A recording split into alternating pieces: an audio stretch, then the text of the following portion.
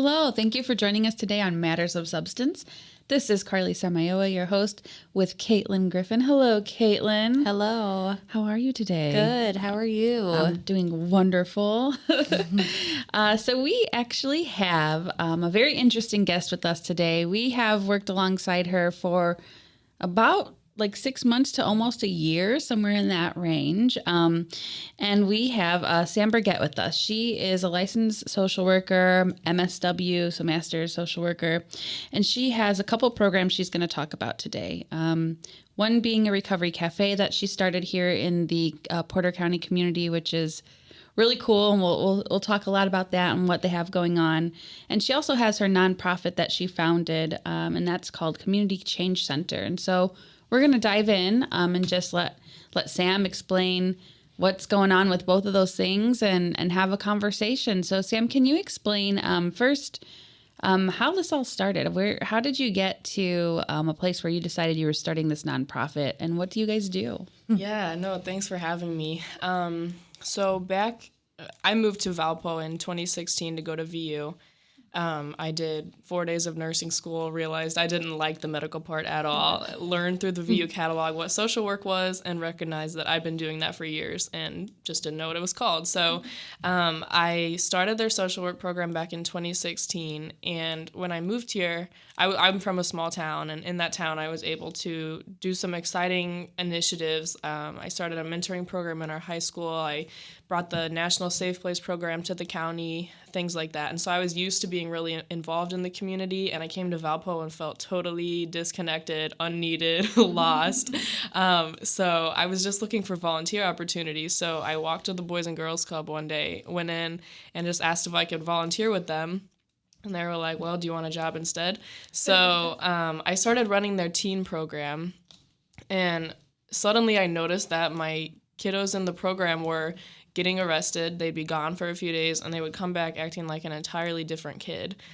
And it kept happening over and over. I have a tendency when I see a need, then I figure out how can I go about addressing it. And so I worked with one of my fellow students and one of my professors. The professor got me connected with the director at the detention center, and she allowed me to launch a mentoring program there. So we were running a mentoring program bi-weekly, working with the kids, and the response was so great. I fell in love with the population, applied there to work as a detention officer. So several months into that program, I was employed there too. So I was working with the kids 4 to 5 days a week, and would see them. They would be there for days or weeks or months, whatever, and then they would be released, and then sometimes as little as 2 hours later, they were right back. And I was like, this is not a bunch of broken children. This is a system that needs a lot of help. So I did a lot of research on other evidence-based reentry programs, especially targeting youth. I actually had the opportunity through Valpo University to travel to Norway and study their criminal justice system. Halden Prison is kind of the golden standard. So I was able to go there and learned a lot from that trip, and came back and rolled all of this up into a reentry program. So I would work with the kids. We ran group 3 times a week, and then they could request individual sessions. So we would talk about, what are your goals when you're released? How can we help you work toward those goals? And really focus just on empowering them, building up their self-esteem so they could actually think about, I'm worthy and I'm capable of going out and doing things, and now how am I going to do them? So through that program, I learned a lot about reentry by just jumping in and kind of, trial and erroring it, figuring out how to best implement the program. Around that time, I had the opportunity to do the Inside Out exchange. It's operated through different universities throughout the country, where they'll take university students, take them into a prison. So usually we had 15 Valpo students and then 15 men who were incarcerated in Westville Prison, and we would come together for our classes and talk about criminal justice and just the world, things happening in the world. And our end of the semester project was design some type of a program that you think should be implemented here. And my group, there was probably 5 of us in the group. One of the inside students, Raymond, and I worked a lot on this project and recognized that why would we just create this program that would never come to fruition, right? So we had a really awesome project presentation, and then I went out and I realized that through my reentry work, I could get a lot more resources funneled in if I had a nonprofit. So I bought my little nonprofit for dummies book online, figured out how to do the paperwork, did a lot of Googling, a lot of asking around to other people who were running their own businesses, and then managed to you file with the state. So we became a business with the state of Indiana, and then you do all the paperwork to become a 501c3. So we got nonprofit status in November of 2019, and a little shortly after that, I had the opportunity to take over a group that was pre-existing in Westville Prison. So the professor who had taught the Inside Out exchange didn't want to never be able to go back and see the guys or work in the prison again. So he had started a reading group there the summer after our class had ended. And when the fall came and he realized he couldn't sustain teaching and running that group, he offered it to me, knowing that I had a passion and was doing a similar program in the detention center. So at that point, I was running reentry programming in the detention center and Westville Prison. The prison started out as a reading group and kind of just transformed itself into more of a reentry group, because we just found that the guys wanted to be seen and to be heard and to be recognized that they are going to go back to the community and they have a lot to offer. So we talked about what do they want to do upon their release and how can they do it and how can we work together to make that happen. And how can we actually make the reentry process easier on other people? Because most of the guys that I've worked with in the prison, they say, this has been so, so difficult, and I just want to get out and help other people do this easier and successfully. So that's kind of how our internal programming started. When the pandemic hit, of course, our internal program shut down. The prisons were just devastated by the pandemic. So we were unable to be running those programs for about a year and a half. We finally relaunched in Westville about 4 or 5 months ago.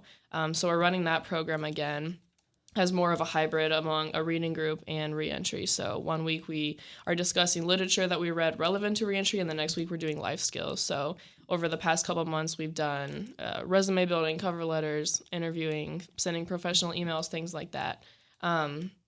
So we have those programs going on the inside.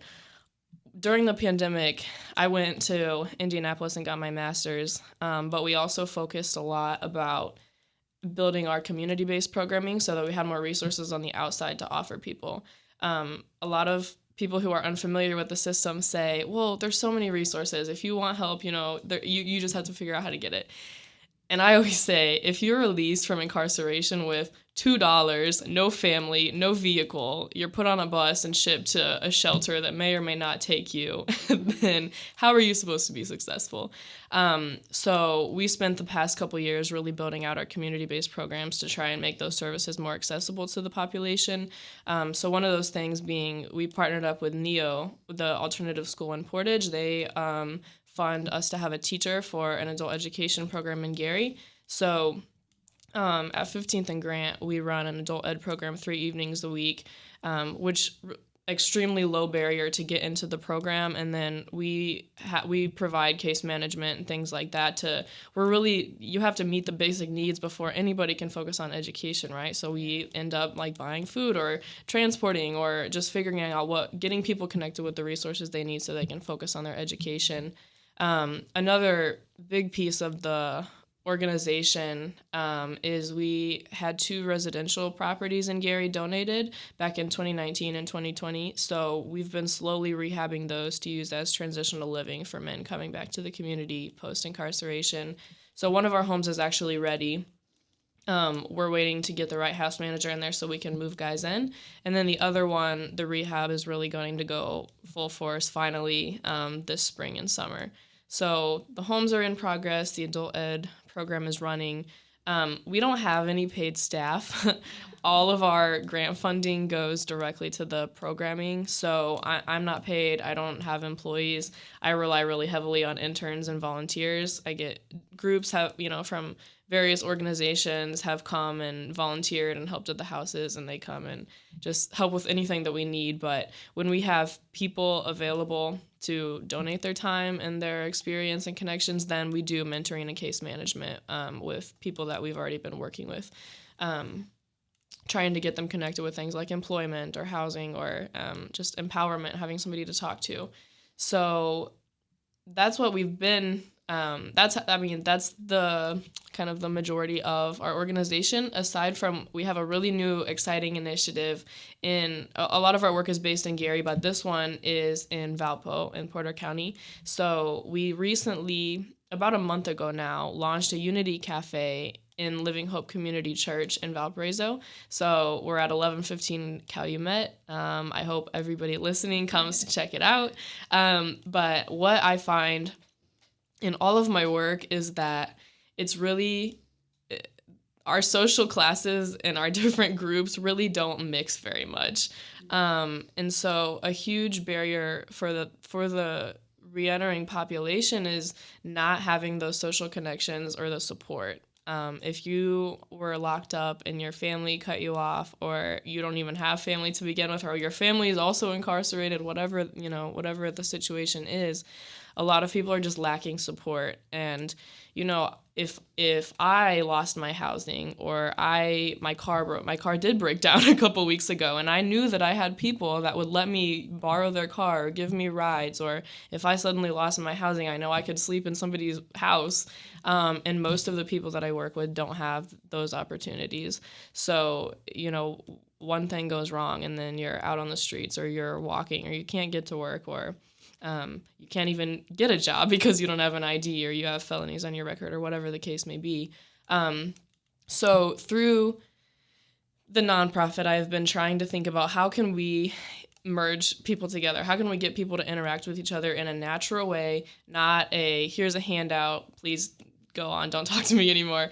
But how do we actually form social connections and get people not only really just to care about each other, and through that care, we're able to then kind of start sharing resources among each other.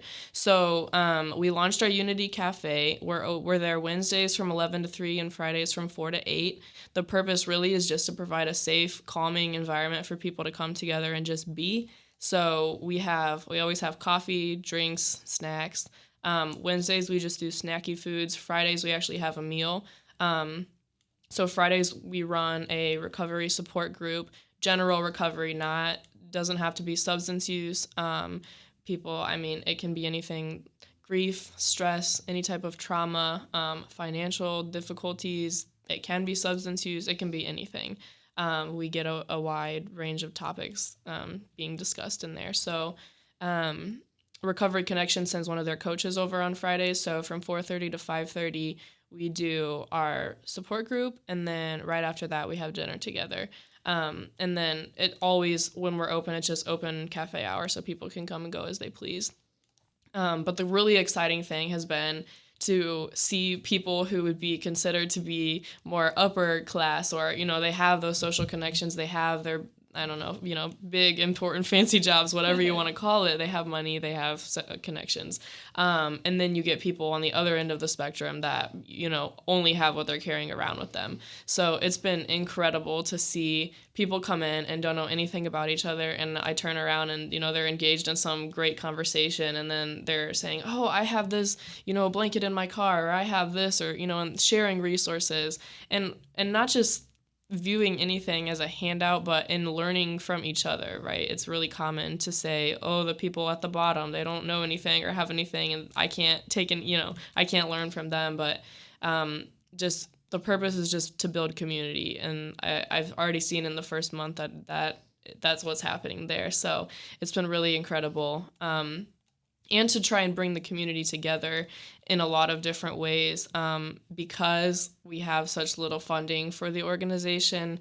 A lot of our resources are donated, whether it's in kind or people's time. So nobody's getting paid to be there. My interns go and they're there every Wednesday, every Friday, engaging with people, making sure there's coffee and food. And then we get other organizations or individuals who will offer to bring the meal on Friday or bring snacks on Wednesday. So it's been a really great way to just tie the community together and offer support for everyone.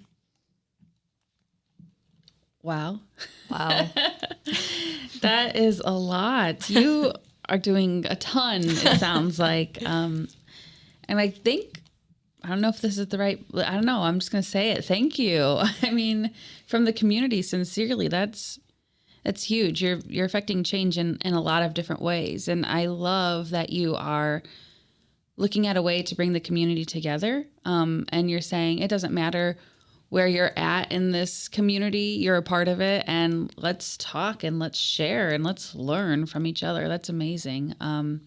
You mentioned that people can provide like snacks and meals and stuff. And so if somebody, just because I think what you just said was so passionate, before we miss that opportunity, if anybody's listening and wants to be a part of that process of helping support the cafe, how can they get a hold of you? Yeah, my phone number is plastered everywhere, but my direct number is 765-430-8952 if anybody wants to get involved. And I can also be reached really easily via email at samantha.burgett, BURGETT, at WeAreOne.org. And our website is WeAreOneInc.org, and we're also on Facebook at Community Change Center WeAreOne. So I'm pretty easy to get a hold of. A lot of options there. And I think that is so important because how often are people like really difficult to get in contact with, or like people who are, in charge of these initiatives, or like, you're the key person. And so being accessible to people, I think, is really, it just shows a genuineness and a warmth about you and just what you're trying to do. Like, it's not impossible to get a hold of you. And really it shouldn't be impossible to get a hold of people, but it is sometimes. It is. It totally is. I laugh every time I see it. We have a banner trying to advertise our adult ed program in Gary, and the best way I knew was to put my cell phone number up there. So when somebody says, "Are you sure you want to give that number?" I say, it's just on a giant banner in Gary. So like, not very difficult at all. That's amazing. Yeah. It's just hanging out there like for the world to see. So you talked about, I noticed that you referred to the cafe as the Unity Cafe originally, and then we've kind of interchanged recovery and unity, but I think that wording is so very important, right? Because I feel, as somebody who has not had the experience of being in recovery myself, like Recovery Cafe means to me that I'm not allowed, right? Mm-hmm. Like it's not meant for me. And so saying unity really makes me feel like I could walk in there and be welcomed, just to be a part of it. And I love that it seems that that's probably been a very intentional word choice. Yes. Yeah. I'm glad to hear that. We went back and forth for a while.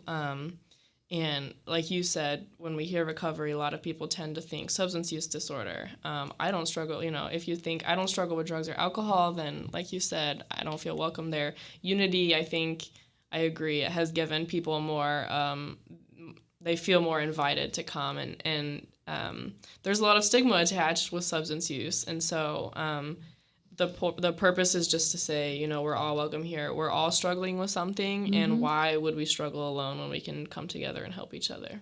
I love that. It's so true, because everybody has something that is a challenge for them to get through, and just to have support. I mean, I worked in a shelter for a while, and I don't know, there's something just inspiring about the fact that you're looking at people who might have literally nothing to their name, and you're saying we want to help you as a community. It's true that, and as you were saying it, I was like thinking, wow, that's so spot on.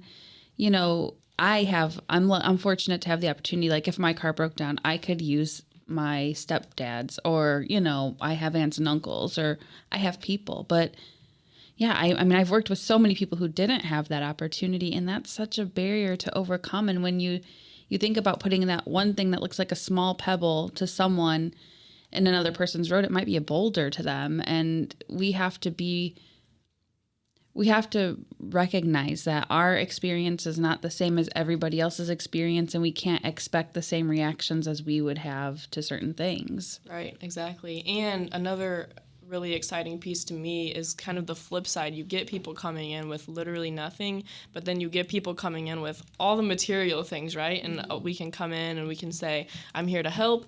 And then you start engaging or you start participating in the support group, and then you realize that we're actually healing too. And we also do, I'm really trying to line up different workshops, and if anybody in the community wants to come and facilitate anything, teach something, share something, anything, they're always welcome. We do right now a meditative yoga on the first Wednesday of every month from 12 to 12:30.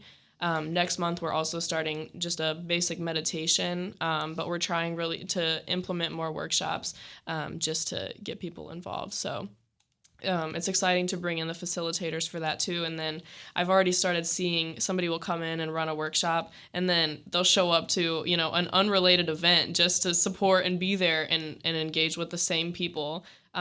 Since we're doing it at Living Hope, there was an unrelated bike giveaway over last weekend, and I went to it, and there were people from the cafe there, just there together at the event, which blew my mind. I mean, that's what I love to see, because now people are making connections that are going outside of the cafe walls too.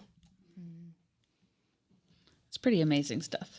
I'm super impressed. Yes, it is. It's wonderful. And just like we said, like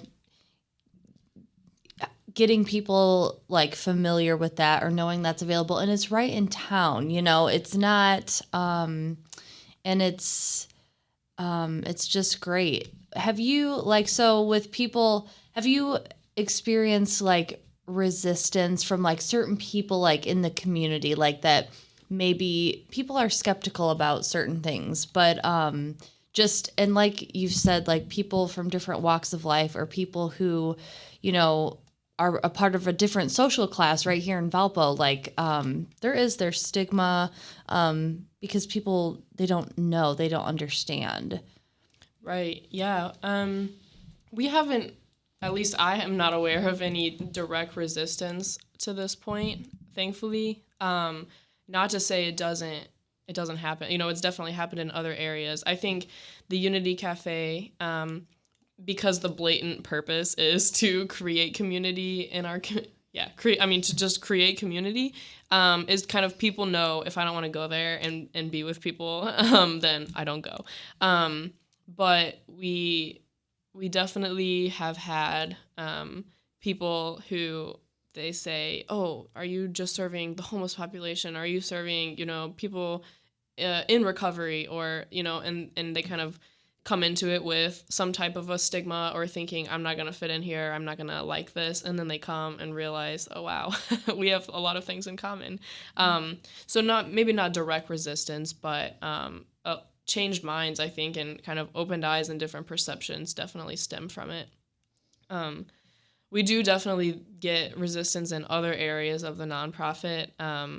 Even I laugh sometimes because our services are tailored for the reentry population, and when we have other people access our services and then suddenly they realize, wait, this person has this type of felony and I don't like them for it, and then we're able to kind of say, actually, you're welcome here always, but this service is specifically for this population, and so pretty much everybody around you has felonies. And it opens a lot of eyes, because sometimes it's a hard conversation to have, and thinking about, why are we looking at this person? We've been interacting together for months now, and then you learn that this person has this type of charge, and now suddenly you don't like them anymore. So, but it's really critical to have those conversations and to recognize, why are we thinking about each other in this way, when really, we're both just people and can connect the same way, regardless of what's on somebody's background.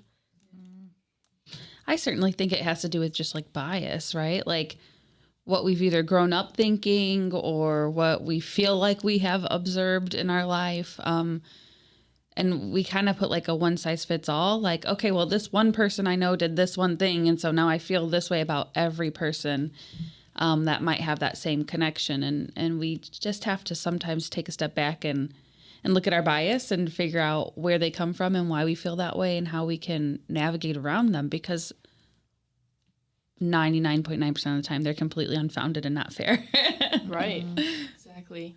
So I don't know. It sounds like you're giving the opportunity for people to do that, to take a step back. And I love the concept that everybody's learning from each other. It's not just, okay, well, I have more resources, so I'm going to give to you. I love that. That's not the concept behind this. It's we're all coming together and we're taking what we all have resources, whether that is a material resource or an emotional resource or an intelligence about something that someone else doesn't have. We have those resources and we should all share them. And that's kind of the concept. And I absolutely love it. I think it's great. Do you have any plans, and this is probably a big ask right now, but do you have any plans moving forward to extend this past like just the Valparaiso community? Or I know it's open to all of Porter County, but certainly we know transportation is kind of a resource that is hard for some people. So any thoughts on like Chesterton, Portage, smaller communities like that? Yeah, that's a great question. So I always say that we assess what a community already has and then try to fill in the gaps when needed. I never, ever want to reinvent the wheel or duplicate services if we can avoid that. The nonprofit as a whole operates in Lake Porter and LaPorte counties because a lot of our community-based services are happening in Gary. We work in LaPorte County in the prison. And then we have the Unity Cafe and do some mentoring and case management in Porter County. And then we recently started working a little bit with South Bend Work Release, which is going to be a really exciting partnership, I think, and help us expand. But we always want to expand. It's usually a matter of capacity, knowing, since we don't have paid staff, it's how many interns can I get, or, who can volunteer in this community. So really kind of with what we have now, we are sort of at the capacity for the time being. But I mean, we've seen such success with it already that I think every community that wants to implement any of these components, it's so necessary. My long-term vision for this, ideally, I mean, you're right, transportation is such a barrier. And so we just need them to make them accessible. And that's a difficult thing to do.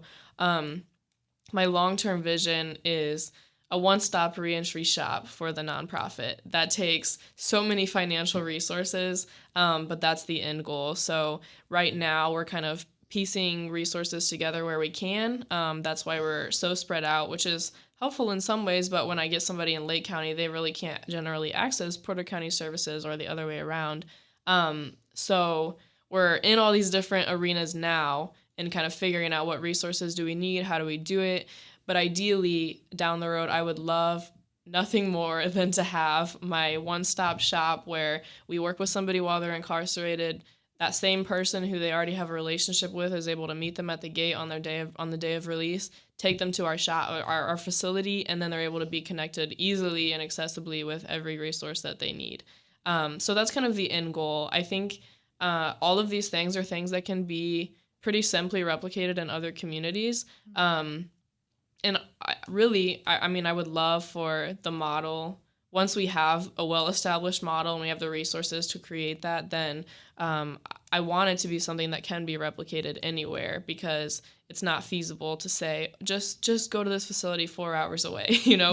We will need more of them no matter what, I think. So, if I had all the money in the world, I would say we need these everywhere, because it's breaking barriers and it's, providing support. And the end goal is just both to prevent incarceration when we can in the first place, and then to, reduce recidivism. Recidivism rates or return to incarceration is incredibly high. The statistics are terrible. But if we're able to provide comprehensive services and support, then it significantly decreases the chance that somebody will return to incarceration. So I think the more resources that we can provide and the more we can kind of bring communities together around the issue, the more those numbers will drop. Yeah, I was when I studied, I was a criminal justice major, and recidivism is something that we talked a lot about. And I guess I didn't know before today, as long as we've kind of been on similar paths, with what we do here in Porter County, and we've been working alongside. I didn't realize you were so involved in like that criminal justice aspect of like recidivism and restorative justice. You talked about that a little bit before we got here on the mics, and I just didn't know that was something that you were passionate about, and it's really cool to hear. You mentioned that you're building a restorative justice class or program with Valpo University. So could you share a little bit about what that looks like and the way your brain is working around that right now? Yeah. I teach adjunct in the sociology department at Valpo University right now.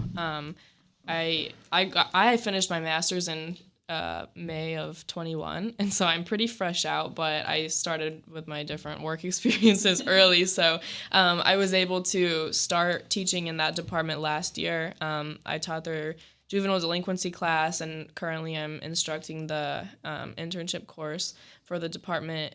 And I always said I don't have time to build a new curriculum for anything.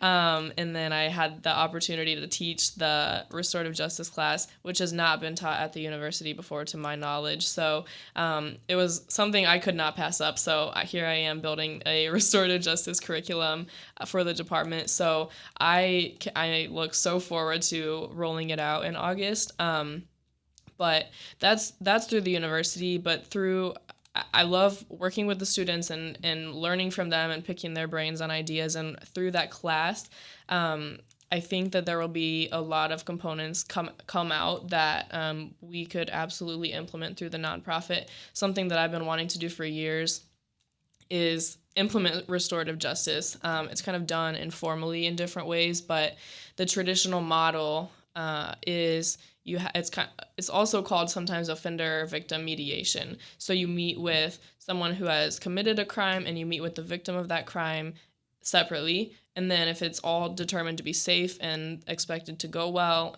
and to promote healing, then you bring both parties together for a restorative justice conference.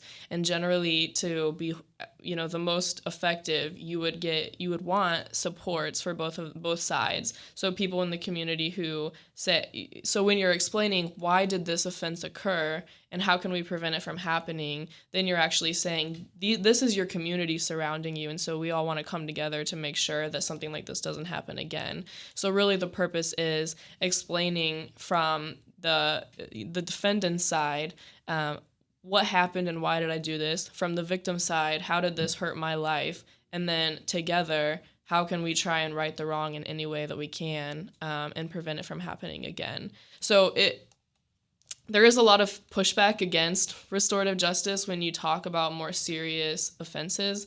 It's done in a lot, it's done in a lot of school systems. For something, it can be something simple like you pushed another student down in the hallway, or you're bullying this kid, or you said something nasty to them. But I've also seen a lot, I've studied restorative justice for a while and watched a lot of stories about the effectiveness, even in really serious, cases of murder, and you have that, that person's mother, or, you have their parent, or you have somebody that loved them there from the victim side, and then you have the person who killed that person. And it takes a lot of assessment and knowing both parties to know whether it's safe and is likely to be healing for them. But in cases where it does happen successfully, then both parties say, like, this healing would not have happened if we hadn't come together. So it can be done, all the way from the smallest of offenses or actions to the most serious. So I'm hoping that through that class, we're able to brainstorm together and think about what different program models look like or could look like. And then down the road, especially when we have more help or financial resources, I would love to actually start a restorative justice program. You seem like somebody who keeps her plates pretty full. I do. I juggle a few things. But it's really cool just to sit and see you talk about these things that you're passionate about, because I know for the listeners, you're not seeing, this, but it's just, you're lighting up, you're passionate about it and you want to make these changes. And as long as we have known you, I feel like you've always shown that you have a kind, caring heart. And just to have somebody out there who wants to bring community and peace and help to people, that's just pretty cool, in my opinion. And so I think if, you're listening and you're in our area, Lake Porter, LaPorte, you kind of your organization spans across all of those. If you're listening in this area and you want to help too, but you just don't know where to start, it sounds like, Sam, you've got a lot of opportunities. We can definitely get people involved any way they want. Yeah, it's awesome. So you've got your contact information out there, and before we end in a bit, we'll make sure to repeat it. But yeah, I'm just really impressed by all the things that you're doing, and I hope to see it expand. One thing I know that you're a part of, I don't know how involved you are, but I'm guessing it's probably going to be pretty involved since you seem to be involved in a lot, is the Region Recovery Riot. And I wanted to make sure that we take a moment to mention that today because that's going to be on September 11th in Gary or Miller. I'm not quite sure where that exact area is considered, but it's at the Aquatorium. And it's a pretty cool event. I was fortunate enough to attend one of the planning meetings last week, and I just thought maybe we could share a little bit about that now because we're going to be coming up on it pretty soon here. Yeah, I'm glad you brought that up. So this all started with Gary Harm Reduction. Kristen Martin in Gary just has this incredible passion for just helping, doing things like passing out Narcan or talking about harm reduction, things like that. So she started Gary Harm Reduction and managed to bring a bunch of us to the table to start trying to figure out how can we involve everyone who's involved in the recovery community in the area, how can we come together and how can we actually host this big event where we're celebrating recovery and promoting resources, acknowledging the struggle and celebrating that we're all still here and thinking about how can we continue to reach out and to serve people. So September 11th at the Aquatorium in Gary, as you said, Carly, we have our steering committee.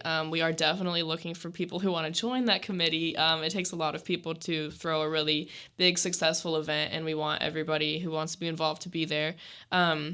So we're kind of working on all of the logistics right now and figuring out exactly what will happen on that day. But it's planned to be a full day of events at the Aquatorium, which, if you're not familiar, is right there on the beach.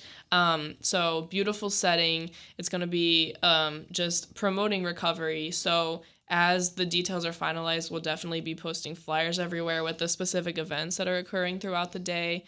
But I would say if you are passionate about or just want to become involved in the recovery community or in celebrating recovery, reach out. You can reach out to me. You can look up Gary Harm Reduction, I think, on Facebook. There's lots of ways to get plugged in. So everybody in this area, if you want to be involved, we can definitely use your help. So reach out. And it seems to me that there's going to be some form of holistic things going on. I mean, I know that nothing is set in stone or absolutely planned at this point, except for the date and the place. Yes. But yeah, it seems like there's going to be some holistic ideas going on for activities that can be done. And it sounds like a really cool thing coming together. And I'm excited that I got to be at the meeting and hope to kind of partner a bit on that moving forward. But certainly we want people to know, because the more people know, the better the success of the event. So, so yeah. So once again, September 11th is the date on that at the Aquatorium. As Sam mentioned, it's a beautiful spot. I mean, I've been there before, and I don't know if you haven't been there. It's kind of something it's hard to even describe because it's just like this old. It's not marble, but it's, I don't know, some really cool old building, and it's beautiful. So I'm excited to see an event take place there. So keep in mind for that date and reach out to Sam or to the Gary Harm Reduction if you're interested in participating in the actual event during the day to help get it going. There's a couple different things happening. And I think that all stemmed from kind of wanting to mirror something that has been successful over in not South Bend, but I think it is in South Bend. oh, is it South Bend? It could be. It's like Michiana. Michiana, yeah. So there's like a similar concept of event that goes on there, and so I think we're trying to get that more localized, something we can do here for our community, and so it's going to be a cool opportunity for people to be a part of. So, anyways, moving on from that, I just wanted to make sure we mentioned it because I was concerned. I'm not concerned, but I wanted to make sure it was talked about a little bit. So we've talked about the Unity Cafe. We've talked about your nonprofit. I do want to ask one question, kind of going back to the prison thing that you were discussing. Is there?